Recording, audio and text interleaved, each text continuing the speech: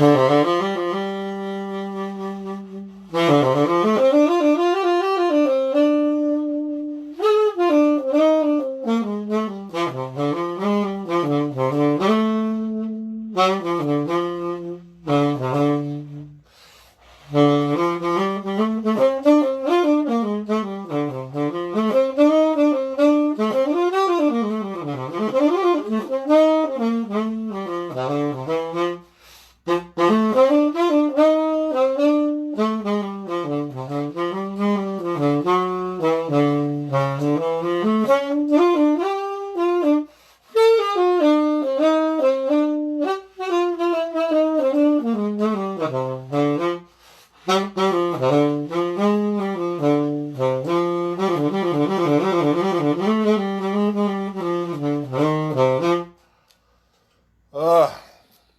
think this thing is working. Not the best with technology. I'm 27, but I have the soul of a 87-year-old.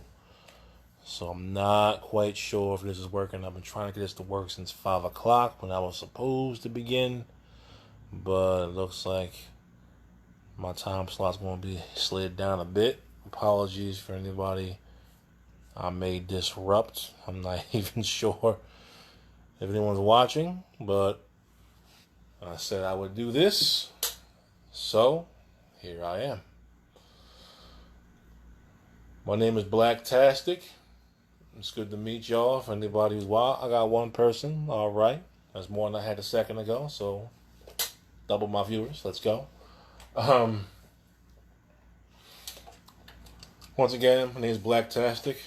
I am a bunch of things, really. I'm a musician, I'm a photographer, I'm an artist based in Philadelphia.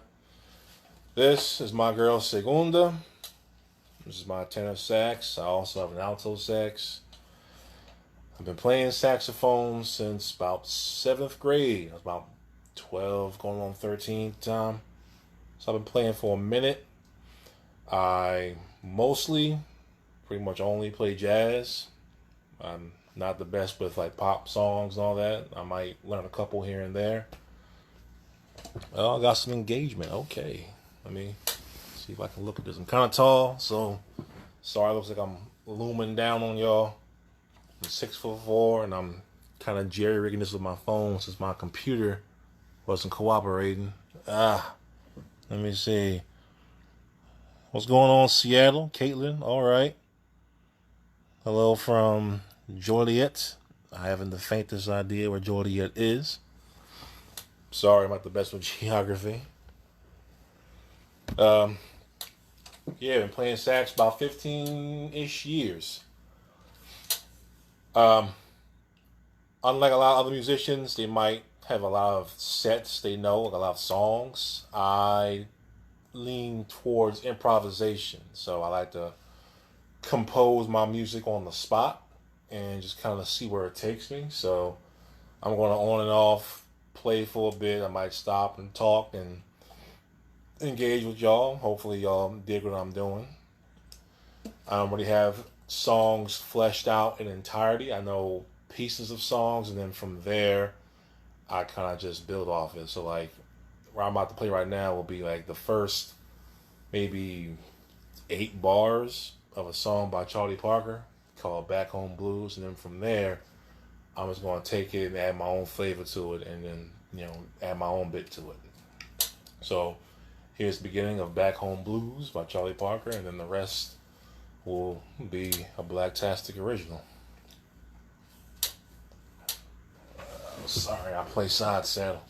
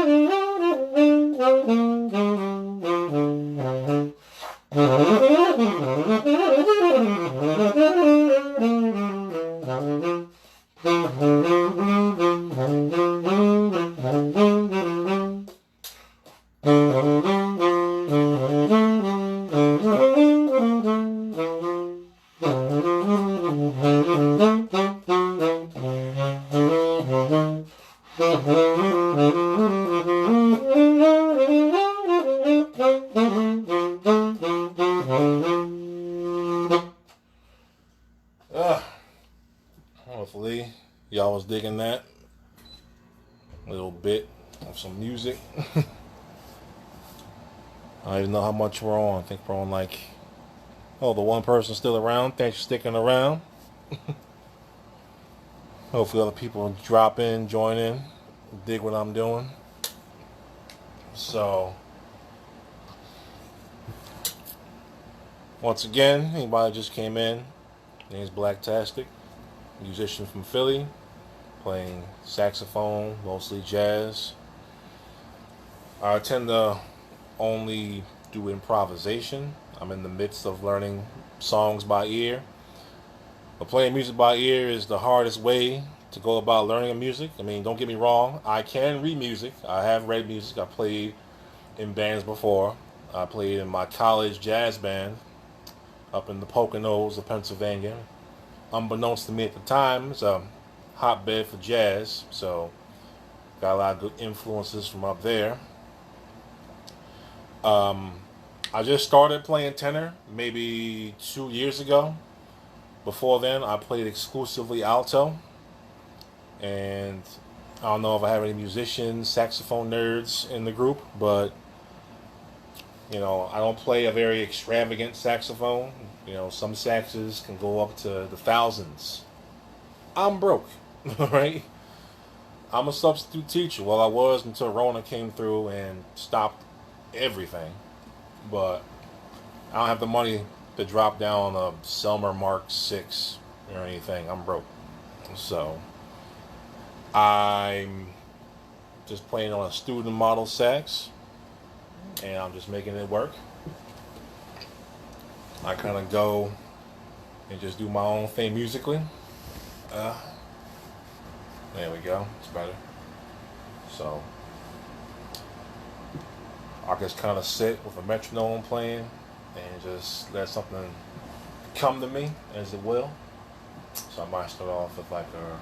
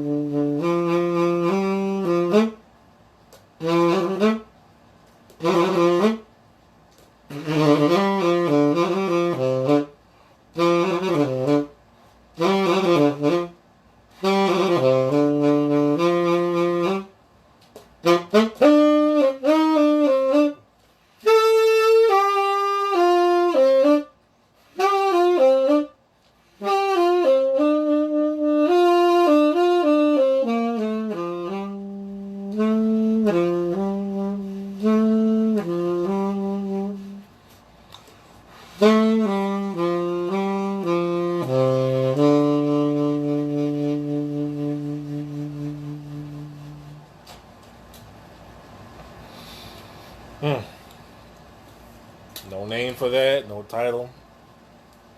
Just improvise straight off the top. That's mostly what I do when I play. Okay, got another comment. Let's see. Ah, you can't hear me at all? Damn. Is this not working? This is a test. If you can hear me, let me know. Because I just did a whole song for like 5 minutes and I'm going to be mad if no one heard me.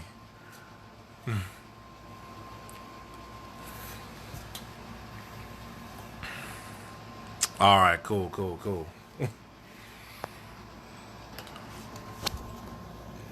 Thank you, Andrew, for that confirmation. I don't feel like I'm playing for my walls like I usually am. Stay. Alright. Not sure how many of y'all are sax aficionados, but I figured I'll break up the random solos with just some like sax knowledge or anything like that. Uh, so on sax, if anybody doesn't know, a saxophone is a woodwind instrument. Why is it woodwind? When that's metal, simply put. It's a little piece of wood right here called a reed. We wet it, we attach it to the mouthpiece, we blow into it, it vibrates, and that's where the sound comes from. So unlike trumpets and trombones and all them, where they just got like pucker their mouth and like the air itself is the sound, this reed is the sound. So it's the same thing for clarinets, bassoons, oboes. Even a flute's considered a woodwind, even though there's no reed with it, but I think originally they were made from wood, so it's in the family. Different kinds of saxes. Most people are familiar with this one with the little curved neck. There's a tenor sax. There's a smaller one called an alto where the neck is straight, like that kind of shape. And there's a small one that Kenny G plays. Everybody knows about him, unfortunately. That's a soprano sax. Sometimes they're straight, like a gold clarinet. Sometimes they have a little curve to them. And then from there, you can go even smaller with sopranino and soprillo, where they're about maybe like that long. They're tiny. Then you get even bigger from tenor, will be baritone, that has a neck that curves like that, like a whole loop. And then you have bass and contrabass. And to give you a perspective, I'm 6'4", and I'm a very large, kind of linebacker built guy. A contrabass sax, the few that exist, are about my size as an instrument. So yeah, that's why most people you see play this, alto, or soprano. Those are like the main three. So it's a little quick sax lesson there for anybody who's interested, who may not have known, who wants to know. I got like one person listening, so I appreciate you. Number one, to quote Jean-Luc Picard from Star Trek, number one, I appreciate you listening out for me. I think I'll try to play another something for y'all. For you, I should say. Only one person. Let me know how y'all think. What y'all think I'll be playing. If I sound good, if I sound bad, if I sound off, let me know. Appreciate the feedback from y'all. I saw those emojis, the hearts and the faces. I dig it. Thank you kindly. I can give y'all a little piece of some I know some popular songs. Like, I just can't play them all the way. Like, let me see if y'all know this one. Let me see if I can do it. Let me see.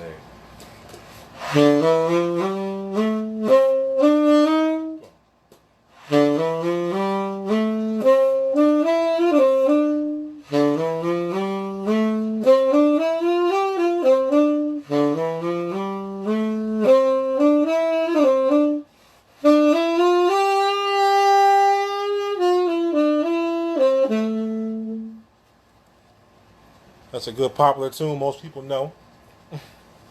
Hopefully y'all can tell me the name of the artist and the song. I'll come back to that a little bit later. I'll do one more time for anybody that might pop in, want to join on the fun. One more time.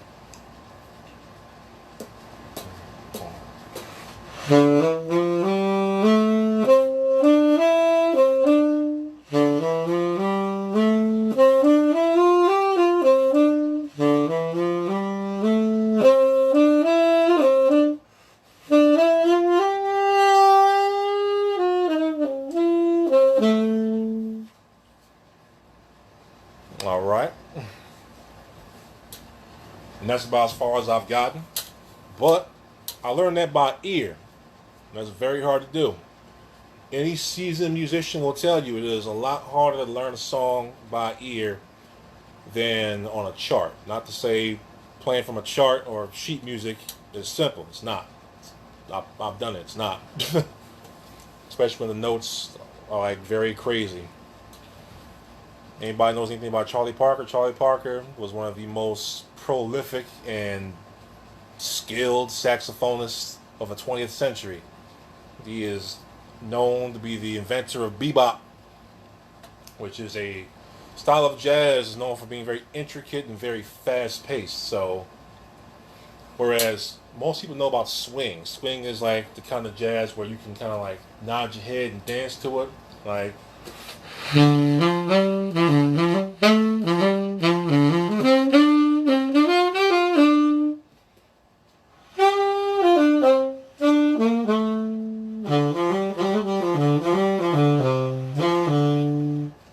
you notice my notes had a little bit of like that undulation, like they had that. Bebop was known for being very fast, being very intricate, and just being very complex. It was not designed to be danced to in a club. It was just to show off that you could play. And that was like one of the first genres of music that was more so for the musician than for the audience. Because in the past, most music was made more or less for the audience. You wanted to have something they wanted to listen to, something that wasn't too off the hook. So you'd rather listen to something like this in a club.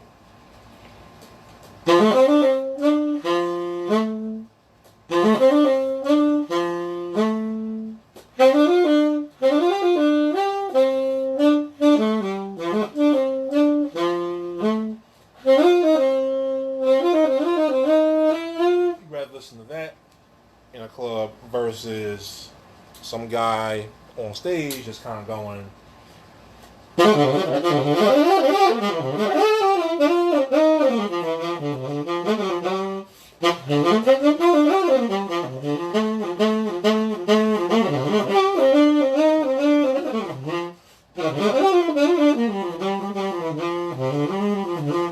Like, that's cool.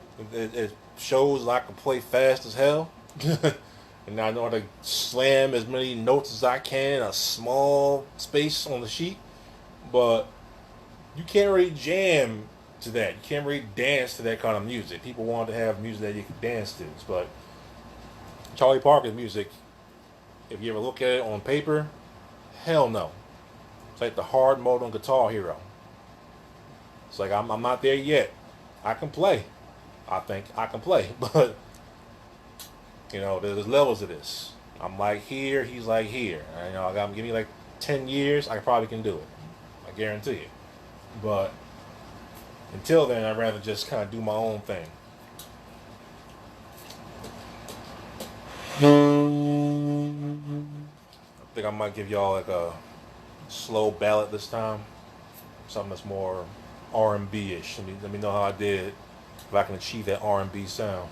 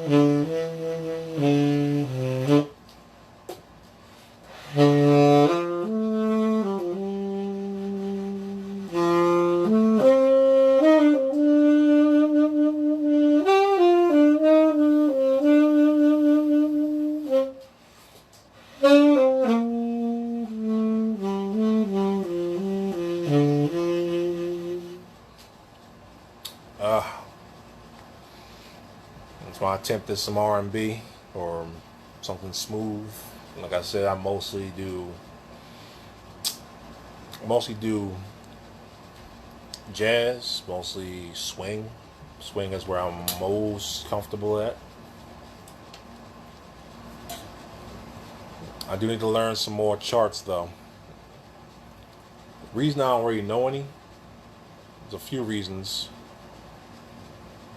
For anybody who's not from Philly, the music shops here in Philly cater more so to guitars. So it's hard for me to go out and find books at these stores. But nowadays, with the whole creation of the internet and with Amazon, I'm sure I can probably go online, find me a few books for tenor. Because like I said, I've been playing alto. I played alto for like 12, 13 years. I just started doing tenor a couple years back. So, but I enjoy it a lot more. I feel like the sound lends itself better to jazz than alto. And also, I've been trying to practice learning songs by ear for my ear training. Because when you transcribe music by ear, it trains your brain and makes you a more accomplished musician rather than just reading from a chart. Because when you transcribe by ear, you're learning how the notes are supposed to sound, and you're able to translate, okay, that note's a B, that's a G flat, that's an A sharp, that's a B minor, and you're able to like break it down that way. So that way it's way harder, but it's way better going forward as a musician. And I mean,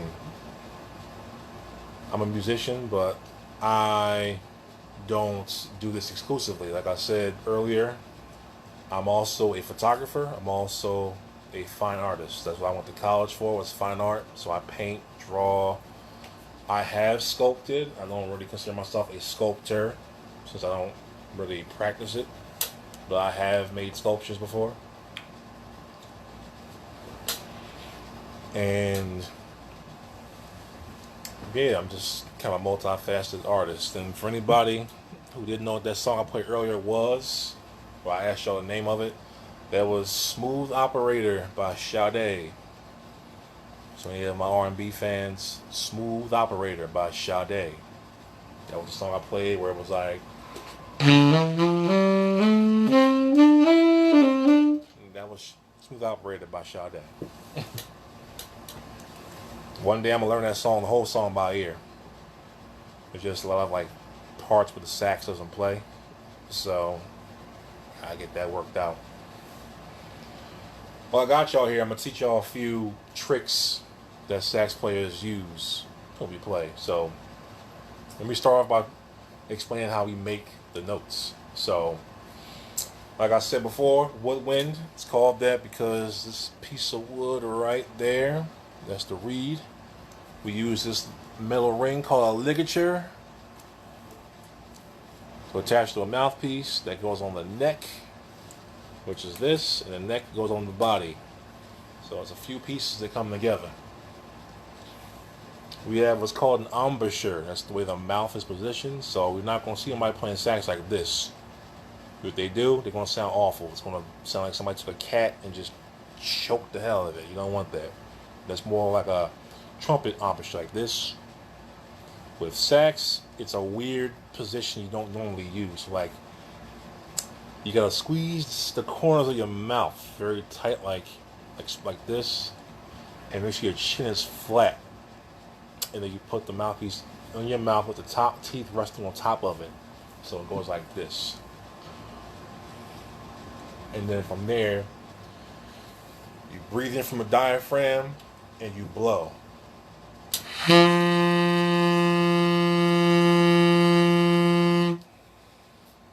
you have to take a breath while playing, you don't breathe in through the nose, you're breathing from the mouth. So if you ever see me or anyone else playing sax, we're gonna go.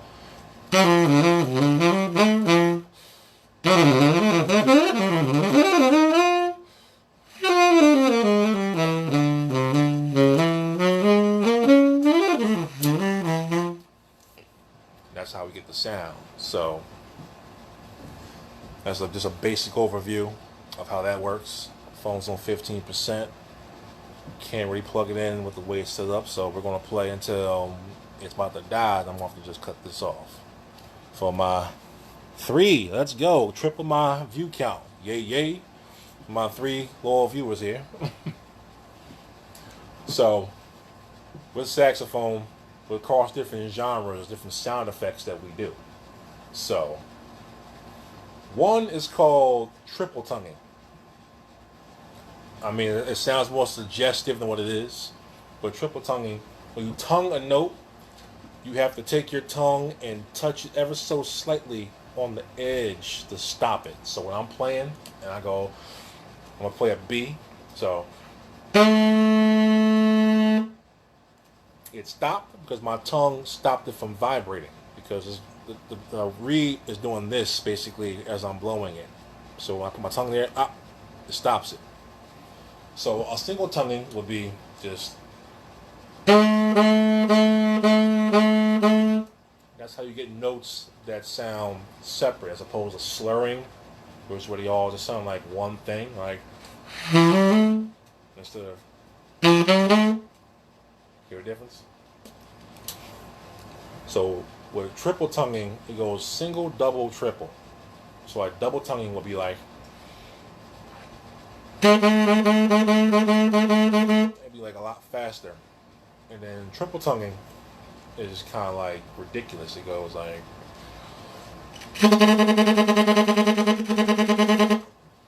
So you might see somebody play sax as like a extra sound effect. So they might be like, I typically do this. I just do a run and do a triple tongue. So I might go like.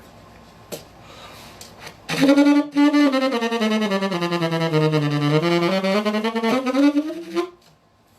go like that.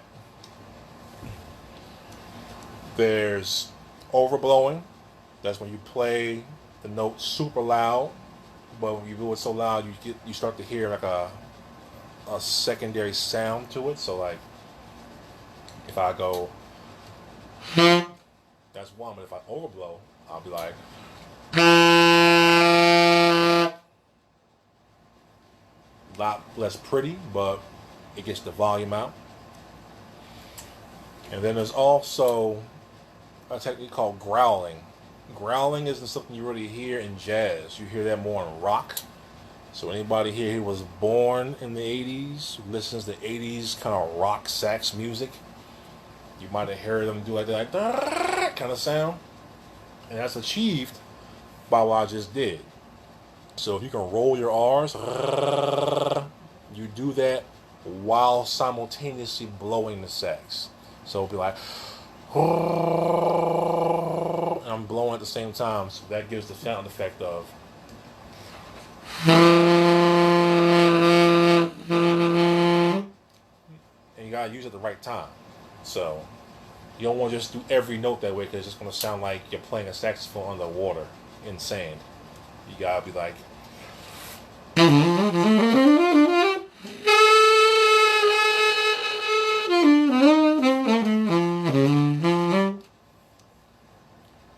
It's harder for me to do it on tenor. I'm better at alto doing it because it's smaller, less air. There's also other techniques like altissimo, which I really can't do. That's when they play the super high squeak notes. I can play high notes, but not altissimo notes. Like,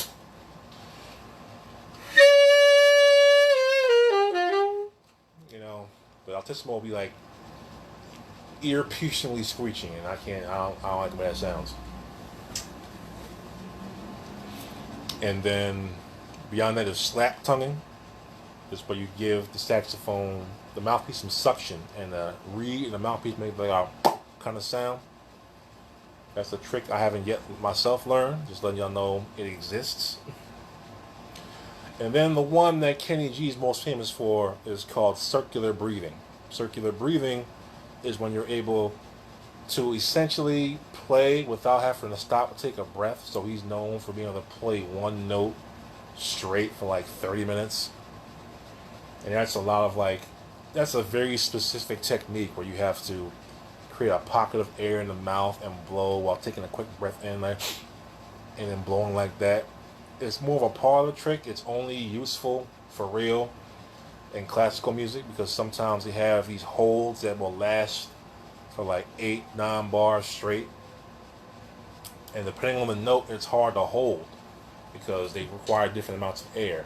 So lower notes require more air than higher notes. So if I was to play this low foghorn sounding D, I would not be able to play it as long as if I were to play this middle B. I could do that for probably like 5 minutes straight. Maybe more like 2. But yeah. But I've talked for long enough. Let me get back to giving y'all some more music. Let me see. Let's see what you guys know this one. There's another jazz tune I've been learning by ear. Let's see if anybody can place it. It's actually well known. If you ever watched The Cosby Show, he played it a few times in the episodes. Not as an interlude. By myself. That's cool. But he played it more as like a feature in the episode. So here we go.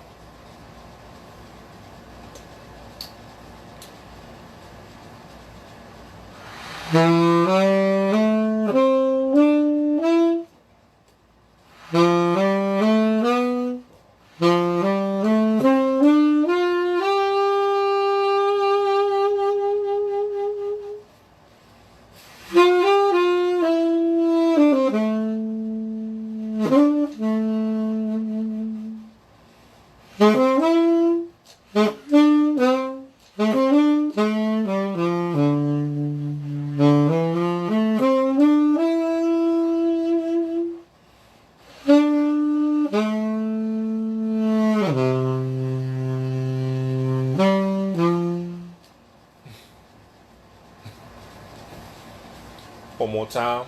Let's see if y'all can catch this song.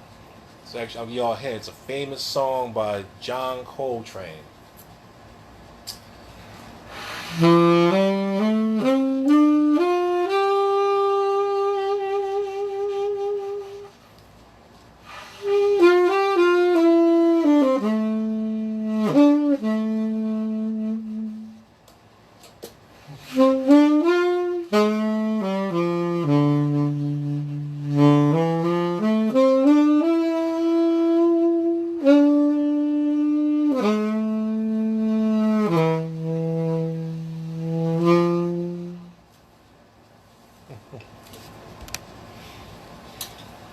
One of my favorite songs by John Coltrane. That's the first maybe 4, 5, 6 bars of it. Once again, learning it by ear, so hopefully I'm not disappointing the 2 people watching. I appreciate y'all sticking around. I know I'm not as fluid as some of the other musicians playing today. I figured I'd break it up and not just play a random assortment of melodies for 30 minutes and then just like, what's he doing? I figured, well, I got you here. I'll teach you a little something about sax, since apparently we're a dying breed. Not too many people want to learn saxophone, and I don't blame them. Look at this. People see this and go, that's a lot of buttons. They got some buttons down here. We got some on the side. We got some buttons on the side of here. There's a button back here. So there are lots of buttons. They all do different things. So pretty much the notes are different combinations of buttons. So it's real fast. The notes go from A, B, C, D, E, F, G, but it doesn't mean they're all lined up from A through G. Like, if there's 4 buttons here, but you only use the 3 down here. This is for like different fingerings for certain higher notes. But 1 finger is a B, 2 is an A, 3 is a G. These 3 plus 1 down here, F, E, D. Alright? So in order it goes B, A, G, F, E, D. The button back here, where my thumb rest is, that's called the octave key. octave key raises the pitch. So it goes from low to high. If I don't, like I'll take my low note, right? The more buttons you have pressed, the lower the note becomes. So if I play just this first button, that's a B. If I put down 2, it gets a little bit lower. That's an A. If I put all 6 of my fingers down, you get. It's a big difference. But if I play that same note and I press this button right here, it goes from to. That's a hell of a jump. That's an octave. An octave is just 8 notes. So if you go do, re, mi, fa, sol, la, ti, do, that's 1 octave. Do, re, mi, fa, sol, la, ti, do, another octave. Like on a piano, you'll notice all the low notes are on the left side, whereas all the high notes on the right side. All it does is just go A, B, C, D, E, F, G over and over and over again. It goes from like super low to higher to higher to higher to higher to highest. Similar to sax, we can't get as high as a piano. A piano can probably hit like maybe 5, 6, 7 octaves, I forget. But on saxophones, we can get, I think, 1, 2, or 3 octaves. So there's the lower notes, the higher notes with the octave key, and then like I mentioned before, altissimo. Altissimo is the super high screeching notes. And certain notes on the sax you can hit more. So like with C, you can play C about 4 different ways. Like I can only play C currently 1, 2, 3 ways, 3 or 4 ways. So like, this is gonna be hard. So if it's not perfect, forgive me. This is like a low C. I mean like lower than I've played anything for y'all today. Low C.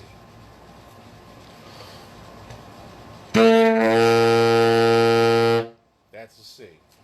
This is also a C. I press this button back here. This is a C.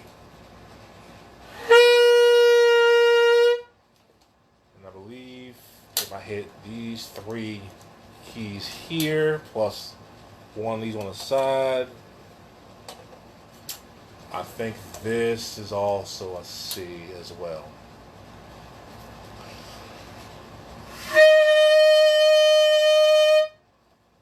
So you see that the drastic difference between the 4 of them, from like bass, middle, high, super high, like.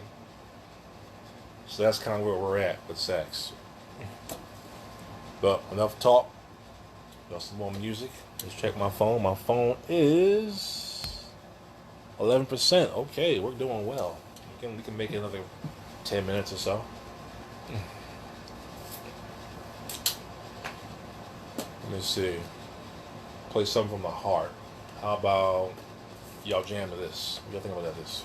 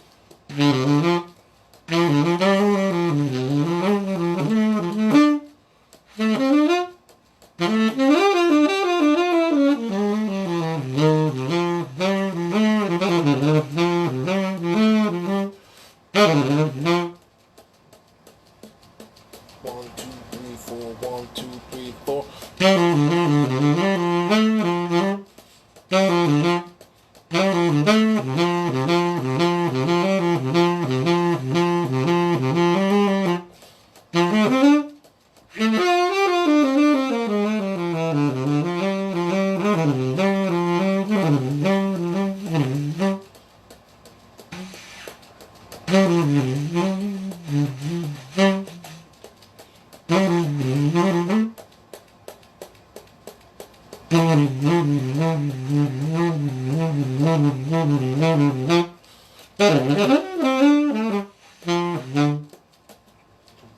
four, 1, 2, 3, 4, 2, 2, 3, 4, and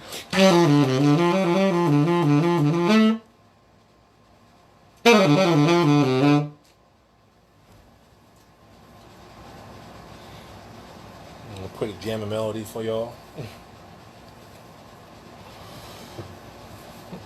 I'm not sure if I'm playing is pleasing, if I'm playing is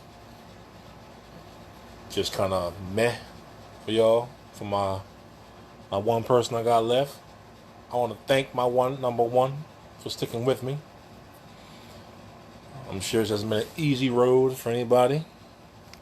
I think I've been playing for a good 20 minutes at least. So I'm going to sign off at a little bit early. And I can't really tell what time I've been playing for. There's no clock. But I want to stick around while I play music teacher for y'all. Hopefully I taught y'all a little bit about the saxophone. Remember, it's a woodwind because there's a reed. It's attached to the mouthpiece with a ring called a ligature. Attached to the neck, attached to the body. The more fingers down, the lower the note. The higher the note.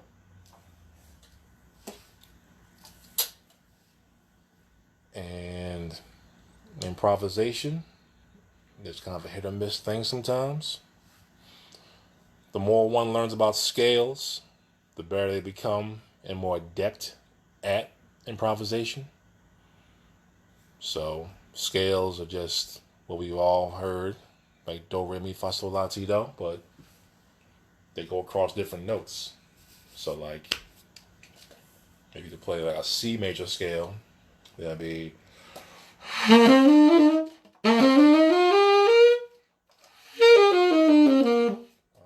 was wrong. It goes.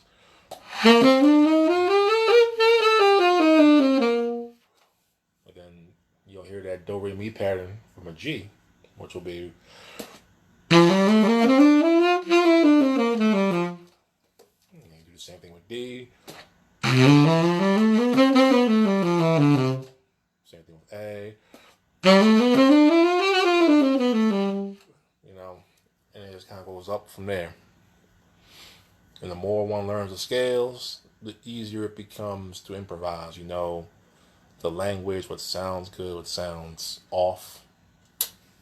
Like, I'm not the best improviser, but I'm pretty adept.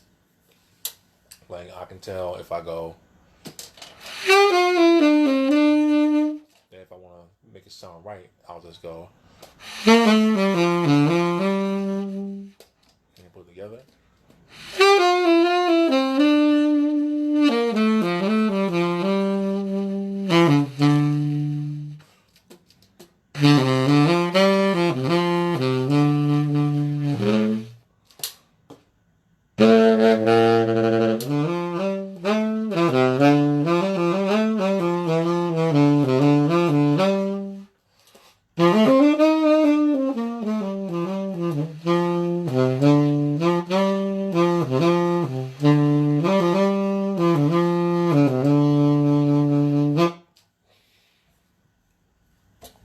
Well,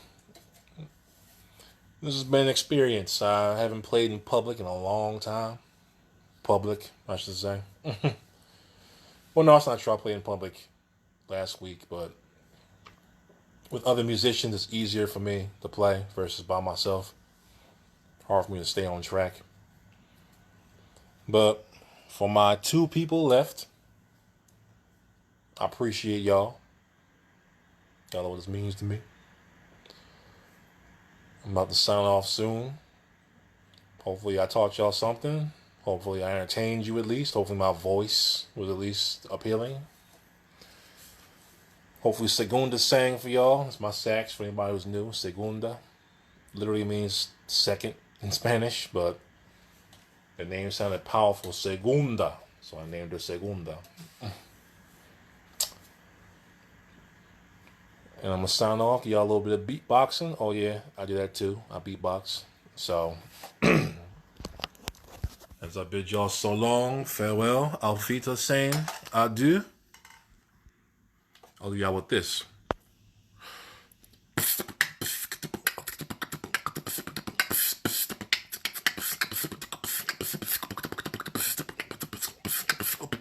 Oh.